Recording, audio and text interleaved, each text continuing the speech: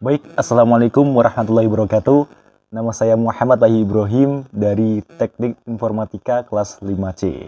Dan pada saat ini, selama beberapa menit ke depan, saya akan menyampaikan terkait dengan OSI layer dan juga nanti terkait dengan firewall dan security. Nah, pada saat ini, yang pertama, saya akan membahas terkait dengan OSI layer. Apa sih OSI layer itu?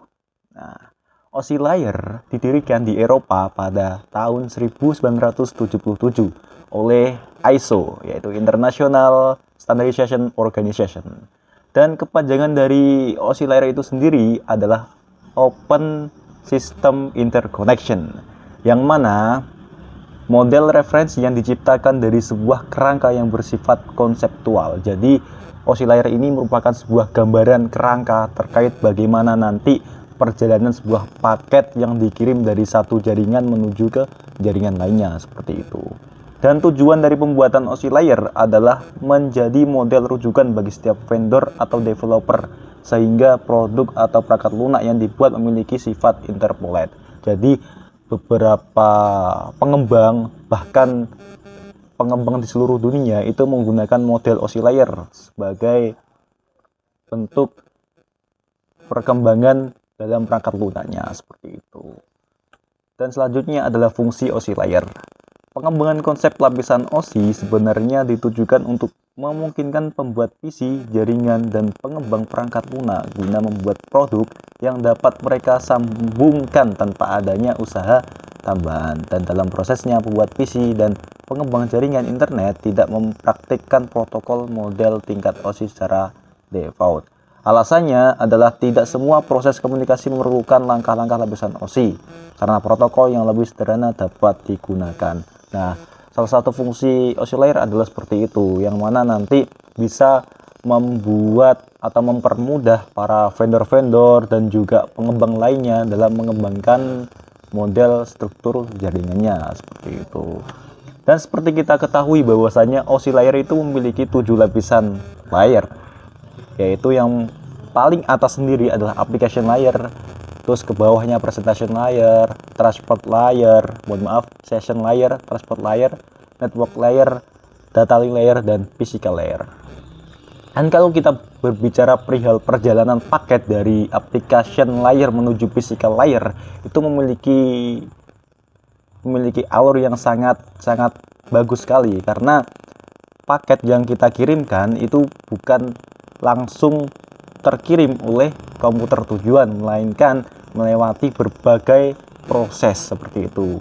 Ketika kita mengirimkan sebuah paket, nanti akan melewati sebuah proses dari application layer hingga physical layer. Yaitu jika kita lihat dari layer application layer, presentation layer, dan juga session layer, ini bentuknya masih berupa data, seperti itu.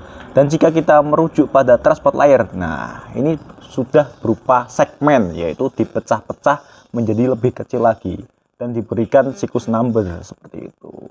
Lalu ke bawah lagi menuju network layer. Nah, tadi berupa data lalu menuju ke segmen, dan ini bentuknya bukan segmen lagi, melainkan sudah paket.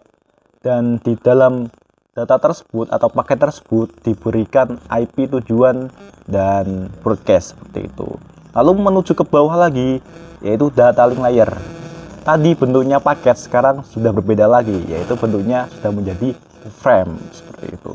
Dan lanjut ke layer yang paling bawah, yaitu physical layer atau bits. Nah, jadi tadi data kita berbentuk segmen, terus paket, lalu frames, dan ini data kita sudah berbentuk bits, yaitu 0101, yang mana nanti data yang kita kirimkan dari komuter satu menuju komuter lainnya berbentuk 0101. Lalu setelah sampai di komputer tujuan, nanti akan dikonvert kembali menjadi frame, lalu menjadi paket, lalu menjadi segmen, dan terakhir akan menjadi data, seperti itu.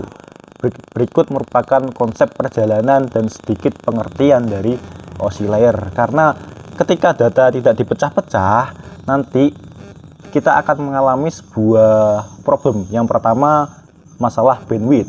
Yang kedua adalah masalah data yang rusak. Ketika kita mau mengirimkan data yang berjumlah 1 giga, tidak mungkin di daerah sekitar sini, terutama di kampung sini ya, kampung Rengel, itu nggak ada bandwidth yang besarnya 1 giga, karena bandwidth 1 giga itu harganya mahal seperti itu. Terus yang kedua adalah data yang rusak.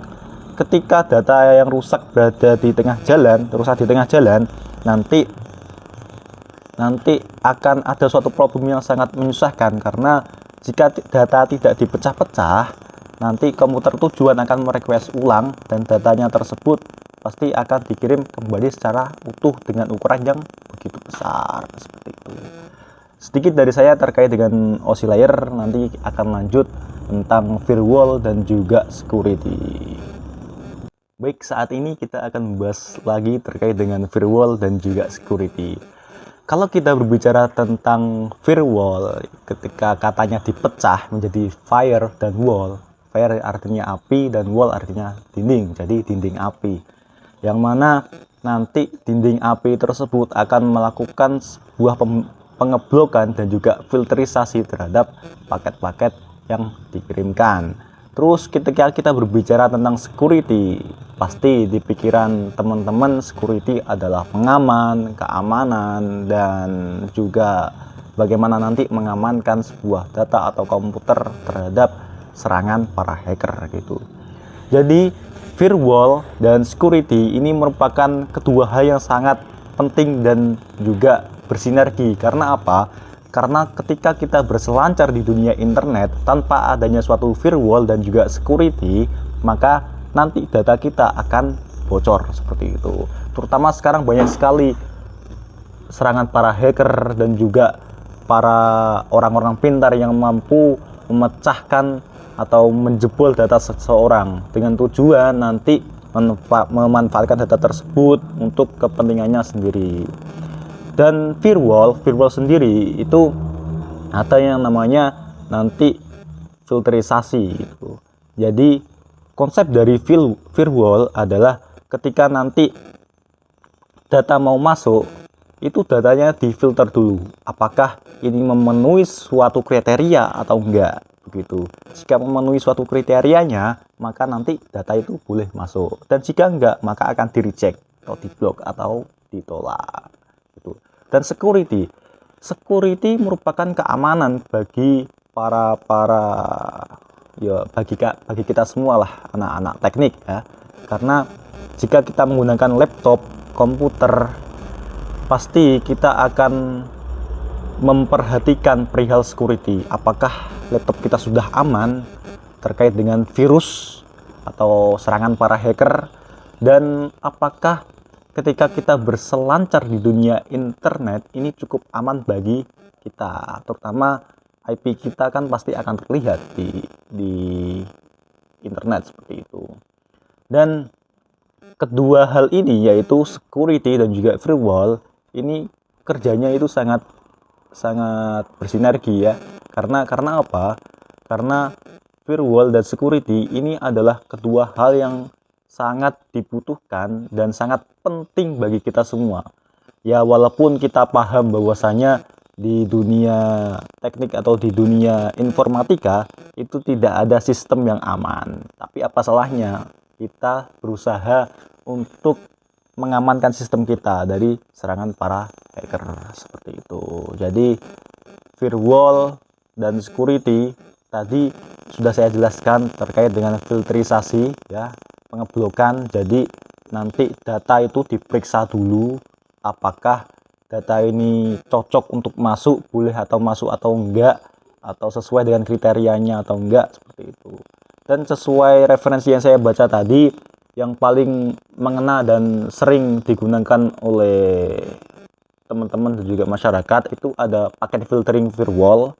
Terus yang kedua juga ada proxy firewall, yang mana paket filtering firewall itu ada di MikroTik, yang biasanya teman-teman itu mengkonfigurasi di MikroTik seperti itu. Terus yang kedua ada proxy. Nah, biasanya teman-teman kalau main MikroTik juga ada konfigurasi proxy web gitu. Itu gunanya apa? Itu sama, itu fungsinya untuk mengamankan, intinya seperti itu. Baik, sedikit dari saya, mohon maaf apabila ada kekurangan atau kesalahan dalam pengucapan, baik penyampaian